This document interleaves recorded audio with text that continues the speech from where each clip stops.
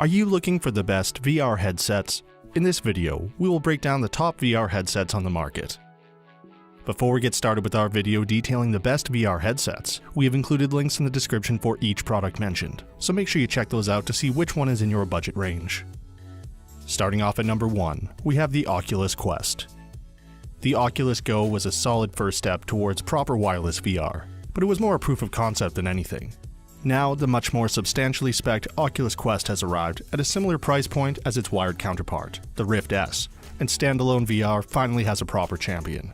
The freedom of untethered VR is genuinely powerful, even after becoming more than slightly jaded by spending tens of hours in Oculus's other headset offerings. The Quest was able to wow me with its power and portability. While it's not quite the same performance peak as the Rift S, in practical terms, you're unlikely to ever notice, and the magic of being able to look through the pass-through cameras like your own eyes and walk around your house is fully unique. Going on a trip? Toss the Quest in your bag and go. At 571 grams, it's still pretty lightweight, especially since it doesn't require sensors or cables or any other constrictive accessories, and it doesn't need to be connected to a massive, powerful gaming PC to function. You can tether the Quest to your PC to play games otherwise only available on the Rift though. That functionality is currently in beta, and will be required to play Half-Life or other VR games that only run on PCs. You can use any high-quality USB 3 cable, but this year and next, Oculus will be selling a premium custom optical fiber cable for the Quest. You won't get the Rift S experience exactly, but at least games that require a PC aren't off limits if you own a Quest.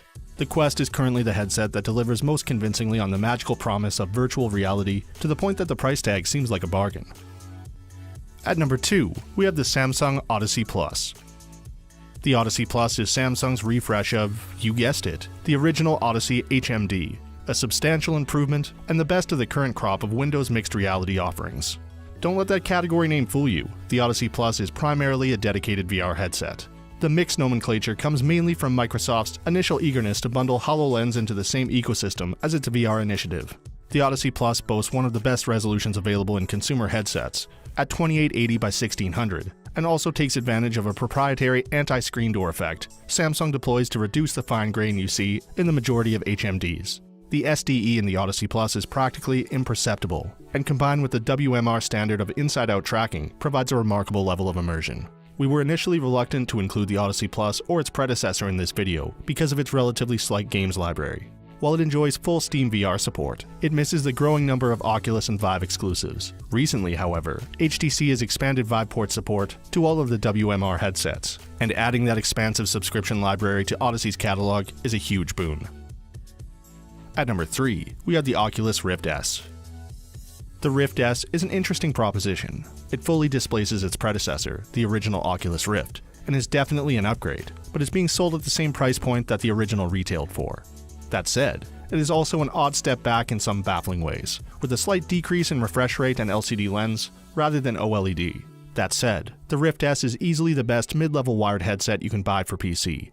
Not only does it have a deep library of games, a library that's matured and expanded tremendously since the launch of the original Rift, its higher resolution and more comfortable fit means the original Rift is basically now obsolete.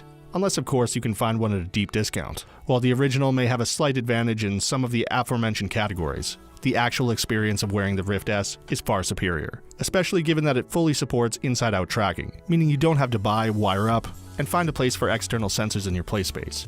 If you've already invested in a mid-tier or higher gaming PC, and want a powerful headset and don't want to spend massive amounts of cash for the privilege, the Rift S is a clear winner. It may be more of an intuitive upgrade from the original than we originally hoped, but it's still an excellent piece of hardware, and a fantastic way for PC owners to delve into virtual reality for the first time. At number 4, we have the Valve Index. The Index is a headset that hovers just inside the qualifications for this video. It boasts some of the best visuals of any mainstream commercially available HMD, with a display resolution equaling the Vive Pro, Quest, and Odyssey Plus, but paired with a 120Hz refresh rate, and up to 144Hz in currently unsupported experimental mode. The field of view, at around 130 degrees, is also best in class, and there's virtually no detectable screen door effect inside the headset.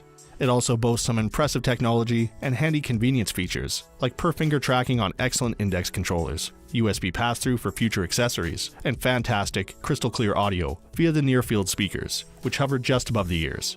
It's also comfortable to wear, built from carefully selected high-quality materials, and with top-notch weight distribution. But all that comes at a price. As we explained in our Valve review, it's the best VR headset on the market if you don't consider the value proposition. As he points out, at nearly $1,000, the complete Index offering costs more than double the price of the Rift S or Quest, and almost exactly double the MSRP of the Odyssey Plus, which can regularly be found at a discount. There also aren't any solid use cases for finger tracking technology that's the marquee feature of the controllers, though that'll surely change with the release of Half-Life next year, which Index owners will get free. If you have the budget and a powerful gaming PC, and want to show off the best VR has to offer, the Index is the best premium offering currently available. And for our final pick at number 5, we have the PlayStation VR. There's no getting around the fact that in order to run either the HTC Vive, HTC Vive Pro, or the Oculus Rift, you need a pretty high-end gaming PC, which is not an insignificant investment for most people. That's not the case with Sony's PlayStation VR, which requires little more than a PS4 console to run. Considering the sizable difference in power between the PS4 and PC, the PlayStation VR is a surprisingly competent VR headset. Its refresh rate is responsive, and we've had no issues with the reliability of its head tracking. Thanks to Sony's backing, the collection of PlayStation VR games is also impressive. There were dozens available at launch, and many more have followed over its first year on sale. Sony has addressed one of the biggest objections with the PlayStation VR, that its accessories are sold separately, by offering a variety of packs and bundles, with devices like the PlayStation Camera included. However, PlayStation Move controllers, while included in some bundles, aren't in every one.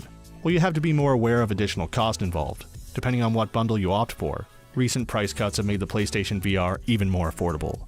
It may not be the best VR headset, but the PSVR is certainly making a strong case to users. So that sums up our top VR headsets. We hope you enjoyed. If you did, please leave a like on the video. And if you're new here, hit that subscribe button. Until next time, have a great day.